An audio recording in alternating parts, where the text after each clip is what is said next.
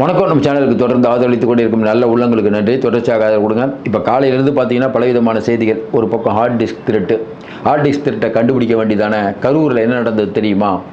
மின்சார வாரியத்தில் நடக்கக்கூடிய குளறுபடிகள் அப்படின்னு, கரூர் சம்பவம், மின்சார வாரியத்தில் நடக்கக்கூடிய விஷயம் அப்படின்னு செந்தில் பாலாஜி பலவிதமான விஷயங்களை பேசியிருக்காரு.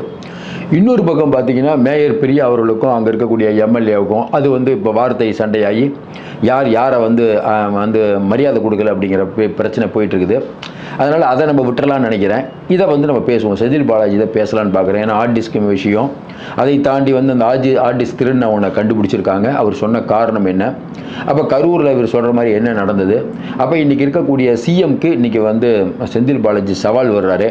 செந்தில் பாலாஜி சொல்கிறது சரியா, இன்றைக்கி இருக்கக்கூடிய நிர்மல்குமார் அவர்கள் சொல்கிறது சரியா, கரூரில் போய் சிஎம் பண்ணது தப்புங்கிற மாதிரி சொல்கிறாரு. இதை பற்றிலாம் தான் பேச போகிறோம். பார்த்துட்டு இருக்க மக்கள் சொல்லுங்கள், இந்த அரசாங்கம் அப்படிங்கிறது சரியாக போயிட்டுருக்குன்னு நினைக்கிறீங்களா, இன்னும் ஏதாவது பண்ணணும்னு நினைக்கிறீங்களா? இன்னும் குறிப்பாக பார்த்தீங்கன்னா செந்தில் பாலாஜி அவர்கள் சொல்கிறதெல்லாம் நீங்கள் பார்த்துருந்தீங்கன்னா அவர் சொல்கிறத நீங்கள் என்ன நினைக்கிறீங்க, அதை பற்றி சொல்லுங்கள். செந்தில் பாலாஜியோடைய பேச்சிலேருந்து ஃபஸ்ட்டு ஆரம்பம். செந்தில் பாலாஜி சொல்கிறாரு, இன்றைக்கி இருக்கக்கூடிய சூழ்நிலையில் நான் இருக்கும்போது இந்த மின்சாரத்துறை அப்படிங்கிறது மின் தடை இல்லாமல் இருந்தது. குறிப்பாக பார்த்தீங்கன்னா ஒரு நாளைக்கு அந்த இப்போலாம் பார்த்தீங்கன்னா வெயில் காலத்தில் ஒரே நாளில் நிறைய பேருக்கு நாங்கள் கரண்ட் கொடுக்க வேண்டியிருக்கோம். உச்சபட்சமாக அந்த மின்சார தேவை இருந்தது. அப்போல்லாம் கூட தடையற்ற வகையில் நான் கொடுத்தேன். ஏன்னா நான் முன்னாடியே அங்கே இருக்கக்கூடிய அதிகாரிகள்கிட்ட ஆலோசனை பண்ணி எல்லாரையும் பணியில் வர வச்சு தடையில் மின்சாரம் கொடுத்தோம். ஆனால் இன்றைக்கி இருக்கக்கூடிய நிர்மல்குமார் அவர்கள் மேல்மட்டத்தில் இருக்கக்கூடிய ஐஏஎஸ் அதிகாரியை மட்டும் பார்க்குறாரு, கீழே இருக்கக்கூடியவங்களை கடைநிலை ஊழியர்களை பார்க்குறதில்ல. இன்னும் குறிப்பாக பார்த்தீங்கன்னா இன்றைக்கி இருக்கக்கூடிய சூழ்நிலையில் இந்த ஹார்ட் டிஸ்க்கு இதெல்லாம் யாருன்னு உங்கள்கிட்ட தான் அதிகாரம் இருக்குது, கண்டுபிடிங்க. கருப்பாடுகள் இருக்காங்கங்கிறீங்க. 100 பேர் இருந்தால் ஒரு கருப்பாடு இருந்தால் ஈஸியாக கண்டுபிடிச்சிருக்கலாம்ல. இந்த கருப்பாடு கண்டுபிடிக்கிறதுக்கு 23 நாள் ஆச்சு, இன்னும் கண்டுபிடிக்கல. எப்போ தான் கண்டுபிடிக்க போகிறீங்க? கண்டுபிடிங்க, நான் தயாராக இருக்கேன். எந்த விதமான விஷயத்துக்கும் நான் திறந்த மனதோடு இருக்கிறேன்னு அவர் சொல்லிட்டார்.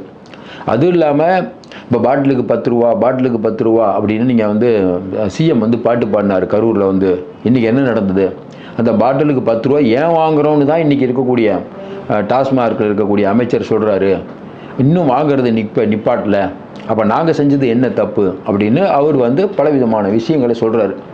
எப்பயுமே செந்தில் பாலாஜி கிட்ட ஒரு விஷயம் என்னென்னா, இப்போ ஏற்கனவே சொன்னோம், இப்போ நீங்கள் ஸ்டாலின் ப்ரெஸ் மீட் கேட்டால் தடுமாறுவார்.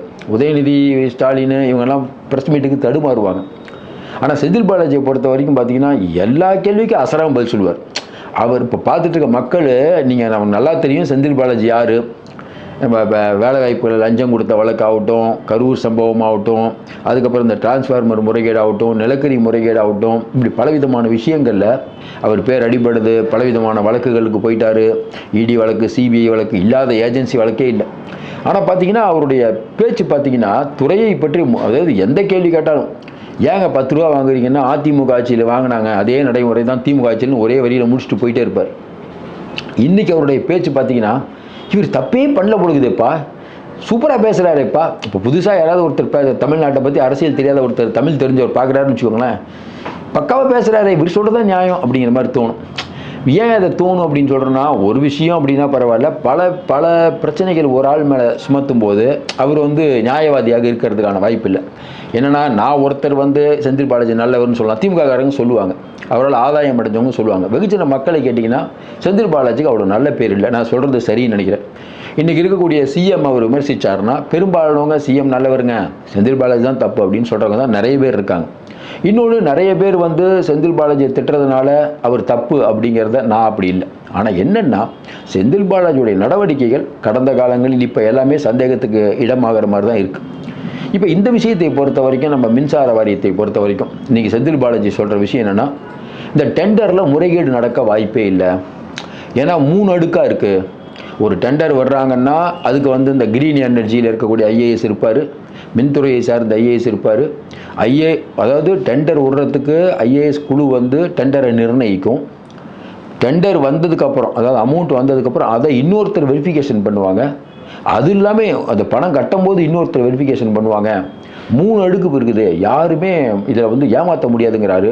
இது மக்கள் யாருமே நம்ம தயாராக இருக்க மாட்டாங்க. சார், டெண்டர் முறைகேடுங்கிறது அப்போ வேலுமணி தங்கமணி காலத்துலேயோ இல்லை செந்தில் பாலாஜி காலத்துலேயோ முறைகேடு நடக்கலைன்னு சொல்கிறாங்களா? முறைகேடு நடக்காமல் எப்படி சார் 45,000 கோடி டிரான்ஸ்ஃபார்மர் வாங்குறதுல ஊழல்னு வருது? நம்ம ஒன்றும் புரியல. இது வந்து செந்தில் பாலாஜி வந்து அதாவது என்ன சொல்கிறாருன்னா, காந்தி காலத்து மாதிரி இது யாருமே ஊழல் செய்ய முடியாது மின்சார வாரியத்தில்னா, மின்சார வாரியம் தான் எனக்கு வேணும், எனக்கு வந்து கலால் துறை தான் வேணும்னு ஏன் எல்லோரும் கேட்டு வாங்குறாங்க அந்த டிபார்ட்மெண்ட்டை? ஏன் வந்து கூட்டுறவுத்துறை அமைச்சராக இருக்க வேண்டியதானே, ஆதி திராவிடர் துறை அமைச்சராக இருக்க வேண்டியதானே, அதில் ஏன் விருப்பம் காட்டுது? இந்த 2 துறை ஏன் கேட்குறாரு? இந்த 2 துறை எதுக்கு வந்து முன்னாள் முதல்வர் ஸ்டாலின் வந்து இவருக்கு செந்தில் பாலாஜி கொடுக்குறாரு? நல்லா யோசனை பாருங்களேன். இப்போ நம்ம அறநிலைத்துறை அமைச்சராக முந்தால இருந்த சேகர் பாபுக்கு அறநிலைத்துறை தான் இருந்தது, சம்பாதிக்க முடியல தலைவராகும் போது சிஎம்டியை கொடுக்குறாங்க, முத்துசாமிகிட்ட வந்து பிரித்து. ஏன் சிஎம்டியை கொடுக்குறாங்க? என்ன சிஎம்டியை வந்து இவர் நம்ம சேகர் பாபு வாங்கி சென்னையை வந்து சிங்கார சென்னையாக மாற்றி பில்டிங்லாம் சூப்பராக கட்டி உடனே திட்டத்துக்கு அனுமதிலாம் கொடுத்து தமிழ்நாட்டை எங்கேயோ கொண்டு போய் குடிசை இல்லாத தமிழ்நாடு ஆக்க போகிறாரா? ஒன்றும் புரியல. ஏன் கொடுத்தீங்க? இப்போ எல்லாத்துலேயும் ஒரு கணக்கு இருக்குல்ல. அப்போ இன்னமும் சொல்கிறோம், இன்றைக்கி இருக்கக்கூடிய சூழ்நிலையில் செந்தில் பாலாஜி அவர்கள் விஷயம் அப்படிங்கிறது இன்றைக்கி வெகுஜன மக்கள்கிட்ட பலவிதமான விவாதங்களை ஏற்படுத்திக்குது. இப்போ செந்தில் பாலாஜி அவர்கள் சொல்கிறத பார்த்தா, கடந்த காலங்களில் மின்துறையில் எந்த விதமான ஊழலும் நடக்கலை, டிரான்ஸ்ஃபார்மர் ஊழல் நடக்கலை, எந்த ஊழல் நடக்கலாங்கிறாரு. சாமானியன் கேட்கக்கூடிய கேள்வி ஒன்று தான். இன்றைக்கி அரசாங்கம் வந்து மின்சாரம் அப்படிங்கிற ஒன்றுக்கு மக்கள்கிட்ட வந்து பெரிய அளவுக்கு காசு வாங்குறீங்க, மின் கட்டணம் எவ்வளோ உயர்வுங்கிறது தெரியும்.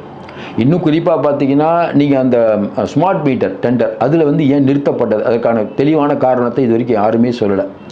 செந்தில் பாலாஜி சிறையில் இருக்கும்போது ஒரு டெண்டர் விடுறாங்க, அதுக்கு கூட பார்த்தீங்கன்னா பெரிய அளவுக்கு முறைகேடு நடந்தது.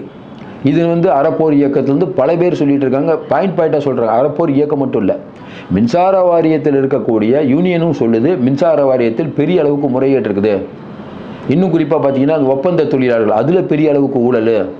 ஒன்று வேணால் அந்த சப்ஸ்டேஷன் பாங்க, இந்த சப்ஸ்டேஷனாக ஒரு 5-6 கிலோமீட்டருக்கு அவங்க தான் வந்து அந்த சப்ளை பண்ணணும்.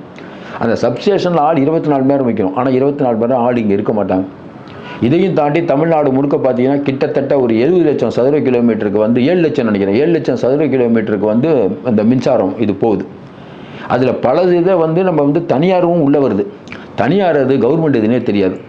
இன்றைக்கி இருக்கக்கூடிய சூழ்நிலையில் நம்ம தனியார்கிட்டருந்து யார்கிட்ட மின்சாரம் வாங்குகிறோம், எவ்வளோ அமௌண்ட்டுக்கு வாங்குகிறோம், இதெல்லாம் வந்து பெரிய அளவுக்கு முறைகேடு நடக்குதுன்னு தான் பலவிதமான குற்றச்சாட்டுகள் இருக்கும்போது செந்தில் பாலாஜி எல்லாத்தையுமே மூடி முளைக்கிட்டு ஒன்றுமே நடக்கலை. இன்றைக்கி வந்து மின்சாரத்துறை அமைச்சருக்கு ஒன்றுமே விவரமே புரியல. எத்தனை போர்டு மீட்டிங் நடத்தியிருக்காரு, எத்தனை அது நடத்தியிருக்காரு. எப்பயுமே ஒன்று உங்களுக்கு தெரியும், இப்போ வந்து ஒரு துறையில் வந்து ஒரு கட்டுமானத்தில் வந்து ஒருத்தர் பெரிய ஆளாக இருப்பார், கட்டுமானத்தில் பல விஷயம் முறைகேடு பண்ணியிருப்பார். புதுசாக ஒருத்தர் வந்து தொழிலுக்கு ஒரு இன்ஜினியர் படிச்சுட்டு வருவார். அவர் படிச்சுட்டு வந்ததுனால அவருக்கு வந்து ஓரளவுக்கு தெரியும், ஆனால் இவர் அளவுக்கு தெரியாது. ஏன்னா இவருக்கு தான் தெரியும் எந்த கம்பெனியில் வாங்கணும், எவ்வளோ ரேட்டுலாம் இவருக்கு தான் தெரியும். இவர் வந்த உடனே இவருக்கு ஏதாவது குறைய சொன்னார்னா, ஏங்க அது மாதிரி இடிச்சு விழுதுன்னா, ஏங்க உங்களுக்கு என்னங்க தெரியும், இன்றைக்கி அது எவ்வளோ விளைவிக்க தெரியுமா, இது எவ்வளோ விளைவிக்க தெரியுமா, அதெல்லாம் பூசி மொழிகி போடுறதுக்கு லேட் ஆகுங்க. அப்போ 1000 காரணம் சொல்லுவாங்க. இவர் வந்து கொஞ்ச நாள் அதை கற்றுக்குவார். ஆனால் என்னென்னா அவர் கற்றுக்கிறதுக்கு முன்னாடியே அவருக்கு ஒன்றும் தெரிலங்கிற அந்த அனுபவசாலி இருக்கார். அந்த ஒன்றும் தெரிலம்பாங்க. இது ரொம்ப நாளாக நடந்துட்டு இருக்குது. புதுசாக வரவங்களை பார்த்து ஏற்கனவே கொளுத்து தின்றவர்கள் இந்த மாதிரி வந்து ஏளனம் பேசுவது தொடர்ந்து வாடிக்கையாக தான் இருக்குது. இப்போவும் சொல்கிறோம், செந்தில் பாலாஜி அவருடைய இன்டர்வியூ நீங்கள் பார்க்கும்போது என்னையா சூப்பராக பேசுகிறாரே அவர், புதுசாக ஒருத்தர் பார்க்கும்போது. ஏன்னா செந்தில் பாலாஜியை பற்றி தெரியாமல் நீங்கள் பார்க்கும்போது, ஏன்னா யார் பேசுகிறாங்கங்கிறது முக்கியம். இப்போ வந்து நான் வந்து ₹1 கூட லஞ்சம் வாங்கினதில்லை, இனிமேலும் லஞ்சம் வாங்க மாட்டேன்னு தேர்தலுக்கு முன்னாடி செந்தில் பாலாஜி சொல்கிறார். நீங்கள் இதை பார்க்கக்கூடிய நீங்கள் எப்படி நினைப்பீங்க? நான் பாஸ், நீங்கள் கான்ட்ராக்டர் விஷயத்துலேருந்து பல விஷயத்தில் நீங்கள் ஊழல் பண்ணிங்க, நீங்கள் லஞ்சமே வாங்கலைங்கிறீங்க. நல்லா யோசனை பாருங்க. இதே காந்தியார் சொன்னால் என்ன நினைப்போம்? ஆமாங்க, காந்தி பண்ணது இல்லைங்க. இப்போ பெருந்தலைவர் காமராஜர் சொன்னால் என்ன நினைப்போம்? இப்போ காமராஜரை பற்றி யாராவது சொன்னால் என்ன நினைப்போம்? காமராஜர் அவர்கள் போகும்போது 150 ரூபா தான் வச்சுருந்தாருன்னா உயர்ந்த மனிதர் பாங்கிறோம். இன்னொரு பக்கம் வந்து துரைமுருகன் சொல்கிறார்ல, நான் வந்து இது வரைக்கும் காசு யார்ட்டையாவது வாங்கியிருந்தா இப்போவே நெருப்பில் உளறேன் சொன்னாரா இல்லையா? பார்த்துட்டு இருக்க மக்கள் என்ன சொல்லுவாங்க? எங்களெல்லாம் என்ன கேனைங்கன்னு நினச்சிட்ருக்கீங்களா? அப்போ இத்தனை லட்சம் கோடி எப்படி வந்தது கேட்பாங்களா இல்லையா? அப்போ செந்தில் பாலாஜியுடைய இன்றைய கருத்து அப்படிங்கிறது வெகுஜன மக்களால் புறக்கணிக்கக்கூடிய ஒரு கருத்தாக தான் பார்க்கப்படுது. இப்போ இந்த அரசாங்கத்துக்கு என்ன ஒரு சவால் இருக்குன்னா, இப்போ நீங்கள் பாட்டிலுக்கு 10 ரூபான்னு சொன்னீங்க, அதுக்கப்புறம் பார்த்தீங்கன்னா மின்துறையில் இவ்வளோ ஊழல்னீங்க, இதையெல்லாம் களையப்பட்டு ஏற்கனவே இருந்த குளறுபடிகள் நீக்கப்பட்டு அதற்கு காரணமானவர்கள் தண்டிக்கப்பட்டு பண்டிகைன்னு வச்சுக்கோங்களேன். அப்போ இந்த அரசாங்கத்துக்கு பேர் இன்னும் அதிகமாகும். நான் இப்போ சொல்கிறது சரி நினைக்கிறேன். ஏன்னா இந்த அரசாங்கம் அப்படிங்கிறது இனிமேல் நடக்கக்கூடிய விதத்தில் தான் மக்களுடைய அபிமானத்தை பெறும். இன்றைக்கி வந்து ஒரு முகத்தை வச்சு நீங்கள் ஆட்சிக்கு வந்துட்டீங்க. இந்த முகத்தை வச்சுக்கிட்டு இப்படியே ஒரு 5 வருடம் ஓட்ட முடியாது. உங்களுடைய நல்லவைகள் மட்டும்தான் மக்கள்கிட்ட பேசப்படும். பார்த்துட்டு இருக்கக்கூடிய இன்றைக்கி இருக்கக்கூடிய டிவிக்கு ஓட்டு போட்டவங்க கூட இதை உணர்வீங்கன்னு நினைக்கிறேன். இப்போவும் சொல்கிறோம். இப்போ பல பேருக்கு ஒரு பதப்பதப்பு இருக்குது. என்னங்க ஆட்சிக்கு வந்து நிறையா கொள்ளை கற்பழிப்புலாம் நடக்குதுங்க, இந்த அரசாங்கத்தை பற்றி எல்லாரும் திட்டும்போது கவலையாக இருக்குதுங்க, விஜய் நான் நல்லா பண்ணிடுவாரான்ட்டு நம்ம இப்பவும் சொல்கிறோம். தேசிய புள்ளி விவரம்னு ஒன்று இருக்குது. தேசிய புள்ளி விவரத்தின்படி சராசரியாக ஒரு நாளைக்கு எவ்வளோ கொள்ளை நடக்கும்னு ஒரு சராசரி புள்ளி இருக்கும். அதை தமிழ்நாடு இன்னும் அதுக்கு மேலே போகல. இப்போ இருக்கிறது ஏதோ ஊதி பெருசாக்குறாங்க. என்ன தேசிய புள்ளி விவரத்தின்படி நான் பேசுகிறேன், ஆனால் புள்ளி விவரத்தை போய் நீங்கள் சரி பார்த்துக்கோங்க. இதுதான் இன்றைக்கி இருக்கக்கூடிய நிலவரம். அதனால் இந்த ஆட்சி இந்த தீமைகளை எல்லாம் கலைந்து நல்லாட்சி கொடுக்க வேண்டுங்கிறது தான் வெகுஜன மக்களின் எண்ணம். தொடர்ந்து நிர்மல்குமார் அவர்கள் என்ன ஊழல்னு சொல்லணும். அதே மாதிரி டாஸ்மார்க்கில் எவ்வளோ ஊழல் நடந்துக்குன்னு அந்த துறை அமைச்சர் சொல்லணும். பத்திரப்பதிவில் என்ன நடந்த துறை அமைச்சர் சொல்லணும். தொழில்துறையில் அந்த லண்டன் புரோக்கர் ஒருத்தர் இருக்கார் இதில் கோட்டையில், அவர் எந்த அளவுக்கு ஆட்டையை போட்டார், இன்னும் பவர் சென்டர்கள் எவ்வளோ பேர் இருக்காங்க. அதேமாதிரி கல்வித்துறையில் விரல் வித்தை செத்தருக்காரன்னு ஒரு பிஏ இருந்தார், அவர் எவ்வளோ சம்பாதிச்சார். இப்படி பல விஷயங்கள் வெளிக்கொண்டு வந்து அவருடைய சொத்துக்களை பறிமுதல் பண்ணும். யார் தவறு செய்தாலும் தண்டிக்கப்படணும். குறிப்பாக முக்கியமாக மறந்துட்டேன், நம்ம அறநிலைத்துறை அதில் இருக்கக்கூடிய விஷயங்கள் உங்களுக்கு தெரியும். பழனி கோயிலேருந்து கள்ளழகர் கோயிலேருந்து இன்னும் பல கோயில்கள் நடக்கக்கூடிய விதிமீறல்கள், அங்கே இருக்கக்கூடிய சொத்துக்கள், இதெல்லாம் பற்றியும் விசாரிக்க வேண்டுங்கிறது தான் வெகுஜன மக்களின் எண்ணம். தொடர்ந்து நம்ம நிறைய அண்மை தகவல் தந்துருக்கோம். உங்கள் மாறுபட்ட கருத்துக்களையும் சொல்லுங்கள், உங்கள் கமெண்ட்டில் சொல்லுங்கள். தொடர்ந்து ஆதரவு கொடுங்கள். மீண்டும் சந்திப்போம். நன்றி, வணக்கம்.